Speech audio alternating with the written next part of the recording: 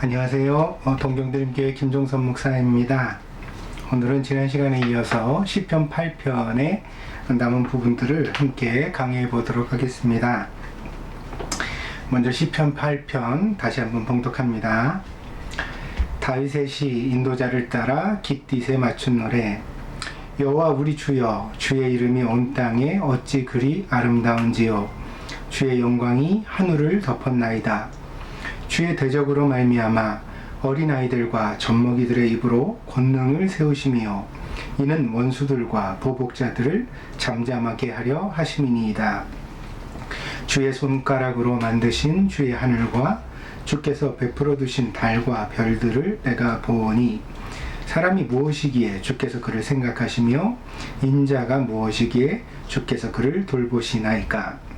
그를 하나님보다 조금 못하게 하시고 영화와 존귀로 관을 씌우셨나이다. 주의 손으로 만드신 것을 다스리게 하시고 만물을 그의 발 아래 두셨으니 곧 모든 소와 양과 들짐승이며 공중의 새와 바다의 물고기와 바닷길에 다니는 것이니이다. 여호와 우리 주여, 주의 이름이 온 땅에 어찌 그리 아름다운지요. 아멘. 지난 시간에 깃딧에 대하여 설명드렸습니다. 깃딧이라는 그런 고대에 수금이 있었다. 그 수금에 맞춘 노래로 추측되어진다. 뭐 다른 의견들도 있지만 이 가장 강력한 어떤 그런 추측입니다. 그리고 또 이제 지난 시간에는 여호와의 이름, 그러니까 여호와 우리 주여, 주의 이름이, 그래서 하나님의 이름이 가장 강력한 계시다, 이렇게 설명을 드렸습니다. 그래서 이 하나님의 이름을 아는 것이 그의 성품과 또 그의 하신 일을 우리가 알아가는 과정이다, 이렇게 설명을 드렸고, 그 다음에 이제 주의 대적으로 말미암아, 주의 대적이 그 다음에 이제 원수들과 보복자들이기도 하죠. 이들은 이제 하나님의 반대편에 서 있는 사람들 혹은 존재들입니다. 근데 이제 그런 하나님의 반대편에 서 있는 원수들로 말미암아서 하나님께서 어린아이들과 젖먹이들의 입으로 권능을 세우셨다. 결국 여기서 입이라는 것은 바로 주의 이름을 찬양하는 입이 됩니다. 그래서 이제 하나님의 이름을 바르게 아는 사람, 그 계시를 받은 사람들이 바로 그 하나님의 이름을 찬양함으로써 이렇게 하나님의 영광을 드러내게 된다. 그래서 이제 지난 시간에 제목을 그렇게 잡았었죠. 그래서 어린아이들과 젖먹이들, 그러니까 연약한 사람들에게 바로 하나님께서 자기를 드러내시는 계시를 주셨다, 이런 이야기를 이제 나누었습니다. 다윗이 이러한 하나님께서 오히려 연약한 자들에게 자기를 계시하시고 이렇게 영광을 받으신다는 사실을 알게 되어지는 과정에는 이제 그 묵상이 담겨져 있습니다. 그것이 주가 베풀어 두신 달과 별들을 내가 보다가 그런 생각에 이르게 됐다, 이렇게 고백을 합니다. 이 베풀어 두신이라는 것이 결국 창조하신이라는 뜻이죠. 그래서 이 시편 8편을 창조시라고 설명을 처음부터 드렸습니다. 하나님이 만드셨다는 거죠. 그래서 하나님이 창조주이시기 때문에 그분의 창조를 보면서 바로 이렇게 하나님의 영광, 그리고 하나님께서 하시는 놀라운 역사들을 마음에 묵상하게 되어졌다는 것입니다. 그래서 이것이 이제 이 계시의 두 가지 종류를 우리에게 말해 줍니다. 하나는 이제 달과 별들, 자연 만물, 그러니까 하나님이 만드신 창조의 세계를 봄으로써 만드신 하나님을 우리가 알게 되어지는 거죠. 그래서 이것을 뭐라고 말하냐면 자연 계시다, 이렇게 말합니다. 자연을 통해 하나님이 자기를 나타내시는 것이다, 이렇게 말하는 것이죠. 우리가 이제 자연을 보다 보면 굉장히 감탄을 하게 될 때가 많습니다. 그러니까 멋진 폭포, 큰 강, 또 하늘에 펼쳐지는 어떤 노을의 장관, 또 아주 작은 새가 어미가 새끼를 돌보는 아주 감동적인 장면 같은 것들을 보게 될 때 우리가 그 안에서 창조주의 섭리와 솜씨를 발견하게 되어지거든요. 만약에 이 세상이 무도하고, 그러니까 어떻게 악랄하고 어떤 잔인하고 이런 어떤 그런 존재를 통하여 만들어졌다면 세상이 그런 일들 뿐이겠죠. 왜냐하면 자기의 성품이 그 만드는 작품에 담겨질 테니까요. 그래서 그럴 텐데 그렇지 않고 우리가 세상의 자연들을 발견하고 보아 갈수록 어떤 아름다움을 발견하게 된다는 것은 궁극적으로 하나님이 아름다운 분이라는 것을 우리에게 나타내고 있다는 거죠. 그래서 이 어떤 하찮은 짐승들도 어미가 새끼를 아주 살뜰하게 돌보는 감동적인 장면을 보면서 하나님은 이렇게 사랑이 있는 분이구나, 이런 것들을 우리가 깨닫고 볼 수 있게 되어지는 것입니다. 그래서 이것을 뭐라고 말하냐면 자연계시다, 이렇게 말합니다. 자연을 통해 드러나시는 하나님이다, 이렇게 말하는 거죠. 그래서 이제 이런 자연계시도 매우 좀 특별한 것입니다. 이 자연계시에 대해서 로마서에 계속해서 우리에게 이야기를 하고 있거든요. 그래서 보면은 로마서 1장 18절부터 제가 한번 읽어보겠습니다. 하나님의 진노가 불의로 진리를 막는 사람들의 모든 경건하지 않음과 불의에 대하여 하늘로부터 나타나니, 그러니까 불의한 자들에게 하나님의 진노가 나타난다는 거예요. 근데 이 하나님의 진노가 정당하다고 변론하고 있습니다. 그것이 이제 19절인데, 이는 하나님을 알만한 것이 그들 속에 보입니다. 하나님께서 이를 그들에게 보이셨느니라. 이게 이제 자연계시를 말하는 거거든요. 알만한 것들이 있다는 거죠. 그게 뭐냐면 20절입니다. 창세로부터 그의 보이지 아니하는 것들, 곧 그의 영원하신 능력과 신성이 그가 만드신 만물에 분명히 보여 알려졌나니 그러므로 그들이 핑계하지 못할지니라. 그러니까 불의를 저지르고 진리를 막는 사람들이 마치 하나님이 없는 것처럼 행동을 했다는 거죠.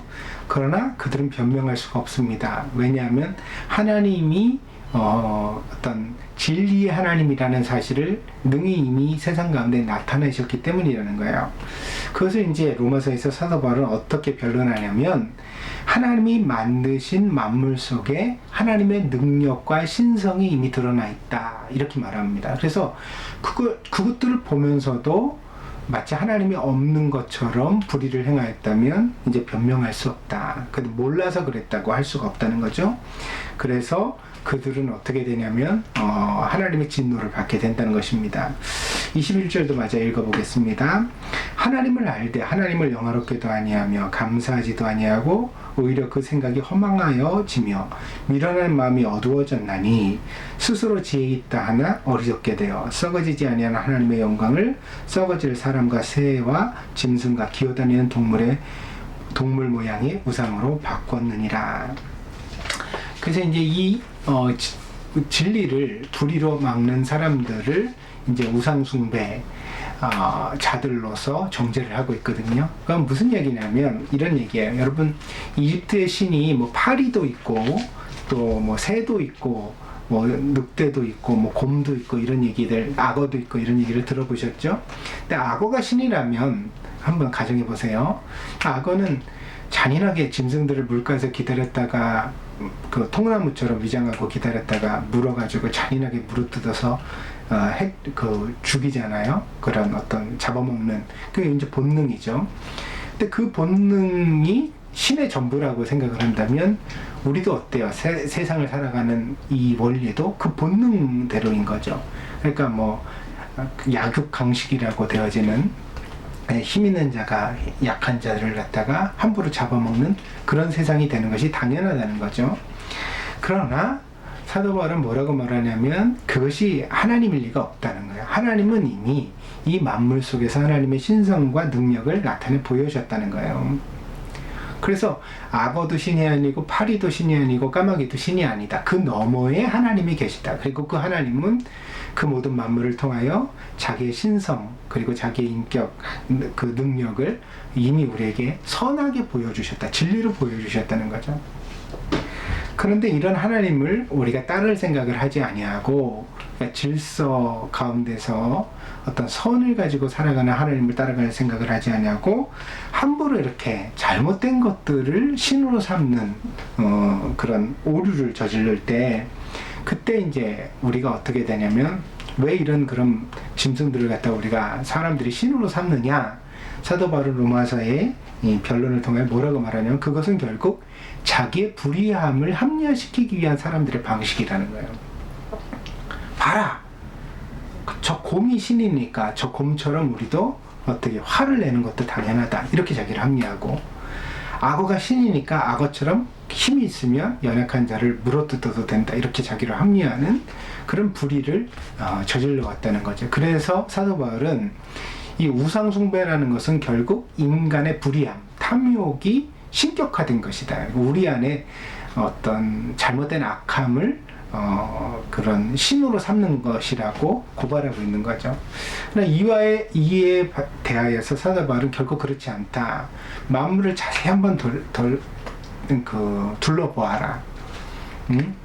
사시사철 열매가 맺혀지는 질서 속에, 또 어미새가 새끼를 돌보는 그런 사랑과 어떤 따뜻함, 그 다음에 또 꽃에 열매에 깃들어 있는 그런 아름다움, 이런 것들을 보면 하나님의 미적인 감각, 또 하나님께서 따뜻한 분이라는 것, 하나님께 사랑이 있다는 것을 우리가 얼마든지 배우고 알 수 있다는 거죠. 그래서 이렇게 하나님의 만물을 통해 자기를 이미 드러내셨기 때문에 우리가 막 욕심대로 탐욕대로 살아가는 것을 결코 우상숭배와 같은 방식으로 합리화시킬 수는 없는 것이다. 이렇게 이제 강론하고 있는 거죠. 그래서 여기서 말하는 것이 자연계시다. 이렇게 설명드릴 수가 있겠습니다.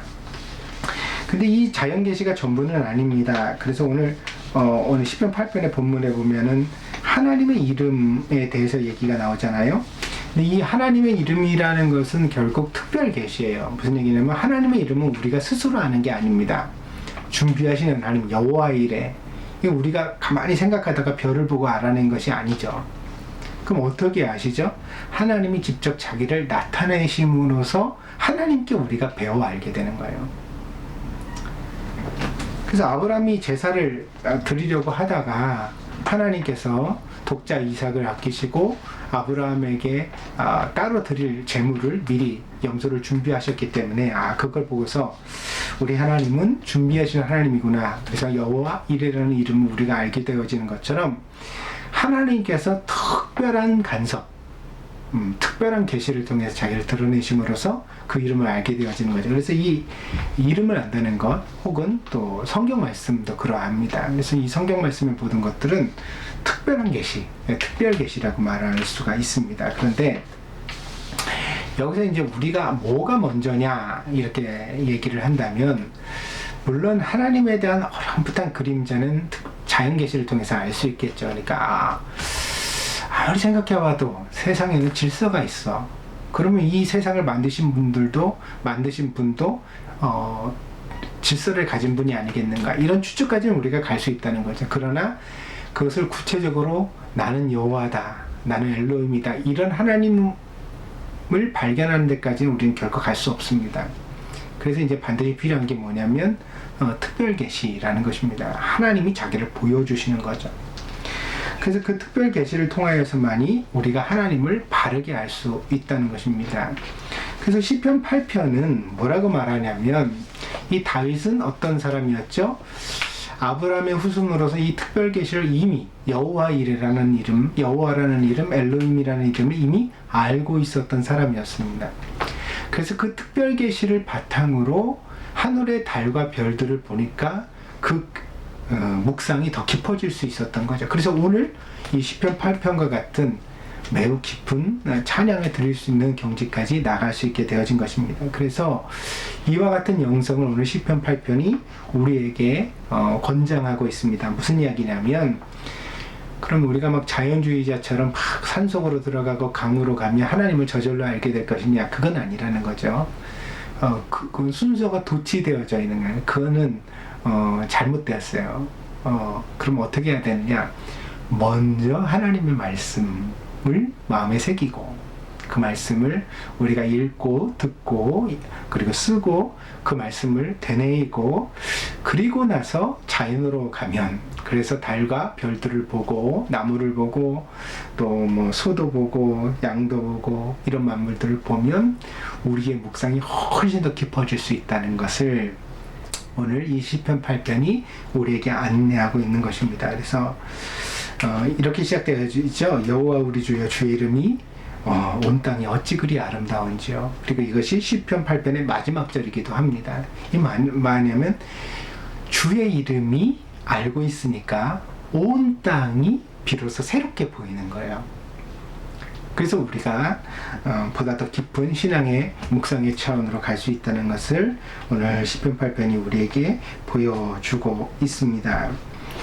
그래서 우리가 이 특별 계시와 그 다음에 자연 계시에 대하여서 우리가 다시 한번 좀 잘 정리를 하고 마음속에 가지고 있으면 좋겠습니다. 여러분들이 이제 코로나가 잘 해결되고 나면 또 산도 가고 바다도 가고 또 외국도 가고 좋은 것들을 많이 보시기를 바랍니다. 인생 가운데서 그런 것들을 즐기는 것이 나쁜 일이 아니죠. 좋은 일입니다. 근데 이제 우리 안에 하나님의 말씀이 담겨져 있으면 그런 것들을 단지 안목의 적용으로, 정욕으로, 그러니까 다시 말하면 나를 즐겁게 하는 목적으로만 그런 자연경관을 사용하는 것이 아니라 하나님이 저기다 그런 사람들 있잖아요. 자연경관이 좋은 데가 보이면 저기다 별장 지으면 좋겠다. 저기 땅을 사놓으면 이 다음에 부자가 되겠다. 이런 생각하시는 분들 있잖아요. 근데 하나님이 그러라고 우리에게 그런 좋은 경관을 주신 것은 아니겠죠? 하나님 왜 주셨을까요? 우리에게? 왜 그런 좋은 것들을 주셨을까요? 오늘 시편 8편과 같이 우리가 그런 것들을 보고 감탄하면서 하나님의 창조를, 하나님의 솜씨를, 그러니까 로마서에서 말하는 하나님의 능력과 신성을 우리가 다시 한번 깨닫고 되새기라고 주신 거거든요. 그러니까 우리가 이렇게 말씀을 잘 묵상하고 나면 또 이렇게 좋은 자연 경관으로 나아가서 그런 것들 즐기는 것도 매우 우리의 신앙에 유익하고 또 좋은 일이라고 할 수가 있겠습니다. 그러니까 여러분들에게도 그런 시간이 있기를 바랍니다. 말씀 공부 많이 하시고 또 깊이 기도도 하시고 그리고 나서 또 자연 속에서 하나님을 느낄 수 있는 여러분들 되어지기를 바랍니다. 그러면서 이제 4절 가운데서 사람이 무엇이기에 주께서 그를 생각하시며 인자가 무엇이기에 주께서 그를 돌보시나이까 이렇게 하면서 이제 되어지는데 이 사람이 그러니까 사람 창조에 있어서의 사람의 지위를 다시 묵상하고 있죠. 하나님이 사람을 매우 아끼신다는 것, 특별하게 보신다는 것을 이 시편 기자가 발견하고 있습니다. 그래서 사실 이 창조 세계 속에서 하나님이 이런 신성을 묵상하는 특권은 사람에게만 주셨죠. 그 특별 계시나 또 일반 계시 혹은 자연 계시라고 말하는 것들이 사실은 사람에게 부여된, 사람에게 하나님이 주신 특별한 은혜라고 말할 수가 있습니다. 그런데 이런 사람의 특별한 지위만 여기서 말하는 것은 아닙니다. 왜냐하면요, 여기 이제 인자라고 되어지는 이 명칭이 이후로 구약성경과 신약성경에서 누누이 강조되어지는 메시아, 그리스도를 향한 호칭이거든요. 그래서 이것은 기독론적 의미를 동시에 지닌다. 그러니까 사람, 보통 이제 구약성경에서 사람을 아담이라고도 합니다. 근데 이 사람, 아담이 가지는 특별한 지위, 그러니까 창조 속에서 사람이 가장 영화롭다는 것을 말하는 바이기도 하지만 뿐만 아니라 여기서 나아가서 두 번째 아담으로 세상에 오시는 그리스도이신 예수 그리스도에 대하여서 이 시편이 말하고 있는 바이기도 하다는 것입니다. 그래서 5절에 보면 5절입니다. 그를 하나님보다 조금 못하게 하시고 영화와 존귀로 간을 씌우셨나이다 그랬습니다. 근데 여기는 조금 논란이 있습니다. 그게 뭐냐면 여기 그를 하나님보다 조금 못하게 하시고 이랬잖아요. 네, 이 하나님보다 조금 못하게 하시고를 이제 개역 개정판에서 하나님보다 이렇게 말했고 이전에 개정판이 되어지긴 전에 개역 성경, 옛날 성경에서는 천사보다 못하게 하시고 이렇게 했거든요. 그럼 뭐가 맞을까요? 둘 중에서 명확하지 않습니다. 명확하지 않으니까 성경 두 군데서 다른 번역을 하고 있는 거죠. 만약에 명확했다면 한쪽은 틀린 거 아니에요. 그렇지 않고 두 가지 번역이 있다는 것은 둘 다 가능한 해석이라고 보는 거죠. 근데 개정판에서는 왜 천사를 하나님이라고 고쳤을까 이제 고민을 하게 되어집니다. 이 본문이 신약 성경에도 언급이 되어집니다. 우리가 이제 아무튼 볼 필요가 있는데, 함께 히브리서 2장 6절부터 9절입니다. 제가 한번 읽어보겠습니다. 그러나 누구인가가 어디에서 증언하여 이르되 사람이 무엇이기에 주께서 그를 생각하시며 인자가 무엇이기에 주께서 그를 돌보시나이까. 누구인가가 어디에서 이렇게 말했는데, 이게 이제 시편 8편에서 다윗이 한 말이죠. 그걸 히브리서 기자가 이렇게 인용을 한 겁니다. 그러면서 돌보시나이까 그러면서 2장 7절입니다. 그를 잠시 동안 천사보다 못하게 하시며 영광과 존귀로 관을 씌우시며, 어떻게 했죠? 천사라고 했죠. 신약성경에서. 히브리서 기자는 이 부분을 하나님이라고 번역 안 하고 천사라고 번역한 거예요. 그러면서 이제 조금 더 나가보겠습니다. 만물을 그 발 아래에 복종하게 하였으니 만물로 그에게 복종하게 하셨은즉 복종하지 않은 것이 하나도 없어야 하겠으나 지금 우리가 만물이 아직 그에게 복종하고 있는 것을 보지 못하고. 그래서 시편 8편에서는 사람이 무엇이기에 사람에게 만물을 복종하게 하셨다, 이렇게 이제 시를 써가지고 노래를 했잖아요. 그러니까 사람의 지위, 사람이 탁월하다는 거죠. 그런 의미로 했는데, 이걸 기독론적으로 가져오면서 뭐라고 말하냐면 그리스도에게 모든 만물이 복종해야 된다 라고 말씀하셨다. 그것이 이제 여기서 인자라고 되어져 있는 부분의 의미다, 이렇게 해석을 하고 있습니다. 정말 그리스도를 나타내는 것이냐, 조금 더 보겠습니다. 9절입니다. 2장 9절입니다. 오직 우리가 천사들보다 잠시 동안 못하게 하심을 입은 자, 천사보다 잠시 동안 못하게 하심을 입은 자, 이렇게 했죠. 그러면서 곧 죽음의 고난 받으심으로 말미암아 영광과 존귀로 관을 쓰신 예수를 보니 이를 행하시면 하나님의 은혜로 말미암아 모든 사람을 위하여 죽음을 맛보려 하심이라. 뭐라 그랬어요 여기서? 천사보다 못하신, 잠시 동안 못하게 하심을 받은 분이 누구라고요? 예수님이라고 히브리서 기자는 해석하고 있는 거예요. 그래서 이 시편 8편을 기독론적으로 해석해 가져왔습니다. 실제로 신약성경에서. 그러면서 이 부분을 뭐라고 해석을 했어요? 하나님이 아니라 천사라고 해석하고 있는 신약의 본문을 우리가 발견할 수 있습니다. 그래서 이 시편 8편을 천사라고 번역하는 것도 타당할 수 있겠다, 이렇게 보는 거죠. 그러나 또한 하나님이라고 번역하는 것도 틀렸다고 할 수 없습니다. 그래서 NIV 성경에서는요, 이 하나님이라고 번역되어진 이 부분을 heavenly being, 그러니까 하늘의 천상의 존재, heavenly being이라고 번역을 해서 나타낸 것을 우리가 또한 영어 성경에서 볼 수가 있습니다. 그래서 여기에서 나타내는 것은 이 시적 표현이라는 것이, 그렇죠. 시에 등장하는 단어는 한 가지 의미로만 해석을 해야 된다고 말하는 것이 사실은 넌센스입니다. 그건 굉장히 시를 모독하는 행위죠. 시는 어때요? 함축적이고 다양한 의미로 해석될 수 있는 상징적 언어를 사용하는 겁니다. 그래서 시 속에는 굉장히 자유로운, 그 다음에 또 굉장히 다양한 그런 범주가 그 안에 함축적으로 담기게 되어지는 거죠. 그러니까 이건 설명문이 아니에요. 시예요.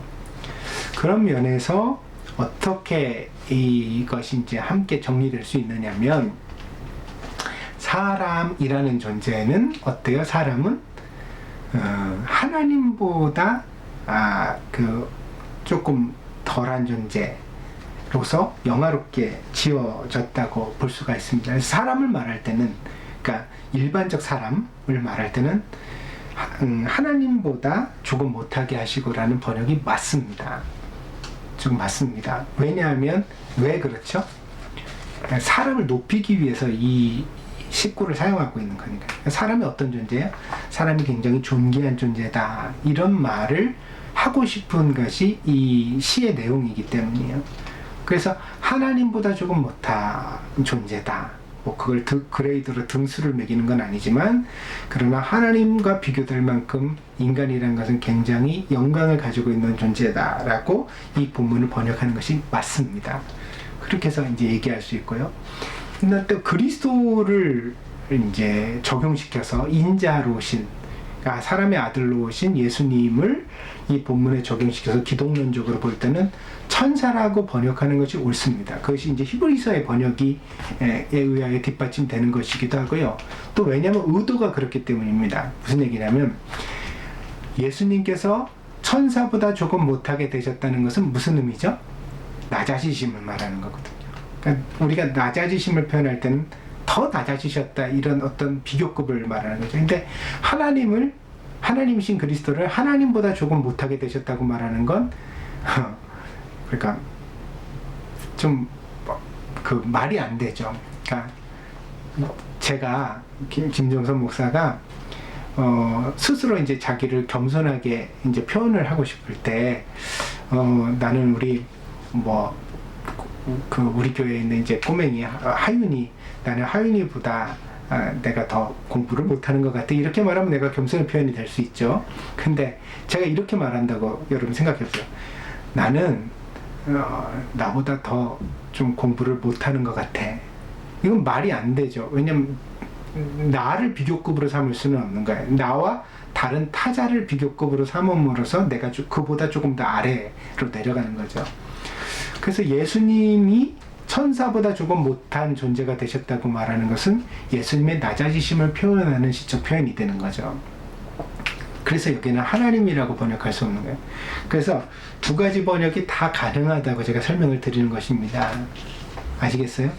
그러니까 이 본문에서 사람이 무엇이기에 이렇게 번역을 한다면, 일반적 사람 아담으로 얘기를 한다면 이 아담은 하나님보다 조금 못하게 하시고, 그러니까 그만큼 영화로운 존재라고 설명하는 게 맞고, 인자가 무엇이기에 예수님을 예로 들어서 설명한다면 예수님은 천사보다 조금 못하게 되셨다고 설명하는 것이 이 본문의 맥락에서 맞는 것이다. 그것은 그리스도의 낮아지심을 설명하고 있는 것이기 때문에 그렇습니다. 그래서 이 두 가지 설명이 다 가능하다는 것, 그래서 이 본문은 기독론적 의미를 담고 있다는 것을 우리가 이해하면 되겠습니다. 오늘은 여기까지 하겠습니다. 너무 또 긴 내용을 하면 너무 좀 어려워지는 것 같아서요. 그래서 오늘 시편 8편에서 두 가지 얘기를 제가 오늘은 드렸습니다. 첫째는 일반 계시와 자연 계시, 일반 계시와 특별 계시. 일반 계시는 자연 계시라고도 합니다. 일반 계시와 특별 계시, 이 계시의 차이점 하나는 자연을 통해 나타난 하나님의 능력과 신성이다. 그러나 이것이 근본적인 것은 아니다. 우리에게 계시에서 보다 더 근본적인 것은 특별 계시, 하나님의 말씀하심이다. 그래서 이제 하나님의 이름도 이런 특별 계시에 들어간다고 제가 설명을 드렸고요. 이 특별 계시를 우리가 가져야만, 이것을 이해하고 받아들여야만 비로소 일반 계시, 자연 계시가 보다 더 풍성하게 우리에게 해석되어질 수 있다. 그래서 오늘 본문에도 주의 이름을 아는 다윗이 비로소 하늘의 해와 하늘의 달과 별들을 보면서 더 깊은 묵상의 차원으로 나아갈 수 있었다. 이 계시의 두 가지 종류를 설명을 드렸고요. 두 번째는 이제 본문이 이 시편 8편의 4절 5절이 결국은 기독론적이냐 아니면 일반적인 사람이냐, 이 두 가지 의미를 다 담고 있다. 그래서 사람의 죄는 하나님보다 조금 못할 만큼 영화롭다, 이렇게 설명하고 있고, 두 번째로 이때는 구약에는 드러나지 않았지만 신약으로 오면서 드러나게 되어지는 인자, 예수님에 대하여 설명할 때는 어떻게 되죠? 그분은 천사보다 조금 못하게 되심을 잠시 동안 허용하셨다. 잠시 동안 천사보다 조금 못하게 되는 것을 감수하셨다. 이렇게 해서 그리스도의 낮아지심을 나타내는 본문으로 이 본문이 해석될 수 있다는 것을 설명을 드리겠습니다.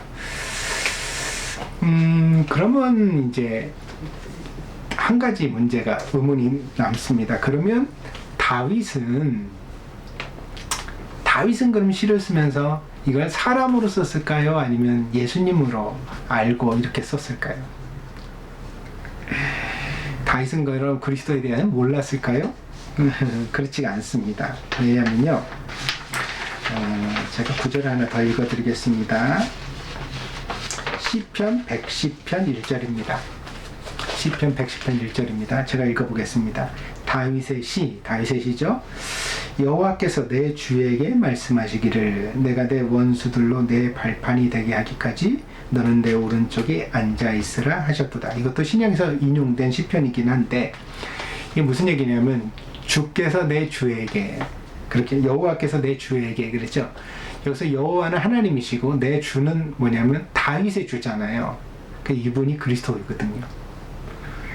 아니 생각해 보세요. 한나라의 왕이었던 다윗이 자기보다 높여 주라고 부를 만한 대상이 누가 있어요? 없거든요. 근데 여기 또 여호와께서 그랬잖아요. 그러니까 하나님밖에는 없어요, 왕 위에. 근데 여호와께서 또 내 주에게. 그러니까 여기서 이 내 주라는 것은 이 다윗이 그리스도에 대한 계시를 가지고 있었다는 것을 말해줍니다. 그래서 신약성경에서 구체적으로 이걸 언급하고 있어요. 그래서 그리스도께서 다윗보다 먼저 되셨다라는 것을 증명할 때 이 성경 구절을 인용하여 말하고 있습니다. 그러니까 다윗은 어땠어요? 그리스도에 대하여서 이해가 있었습니다. 계시를 가지고 있었죠. 그래서 오늘 시편 8편도 다윗은 그저 사람에 대해 있었을 뿐인데 오늘날 해석으로 보니까 그리스도가 거기 대입됐다 이렇게 볼 수만은 없는 겁니다. 다윗은 이 두 의미를 다 가지고서 이 시를 쓴 것 같다. 이렇게 보는 것이 보다 더 깊은 적당한 해석이라고 할 수가 있겠습니다. 그렇게 보면 성경에는 참 오묘합니다. 그렇죠? 예수님보다 훨씬 더 전에 1000년 전에 사람이었던 다윗이 예수님에 대하여서 이미 계시를 가지고 하나님께서 사람의 형상으로 세상에 오실 것이다. 그걸 헤아려서 그분을 인자라고 지칭하여서 이 시편을 썼다면 정말 놀라운 거죠. 그래서 이것이 하나님의 말씀이라고 우리가 인정하지 않을 수 없는 것입니다. 그래서 오늘 이 기독론적 의미까지 살펴보기 위하여서 이제 여기까지 나갔습니다. 나머지 부분은 좀 간단한데 그래서 나머지 부분들을 다 하고서 그리고 나서 다음 주 9편을 또 들어갈 수 있을지는 모르겠습니다. 하여튼 제가 거론하고 싶은 것들이 많이 있는데 여기까지 오늘 하겠습니다. 감사합니다. 기도하겠습니다. 복되신 주님, 오늘 귀한 은혜 가운데서 하나님의 말씀의 심오함을 다시 한번 깨달아가게 하시니 감사드립니다. 어찌 우리가 놀라고 감탄하는 것이 달과 별들 속에만 있겠습니까?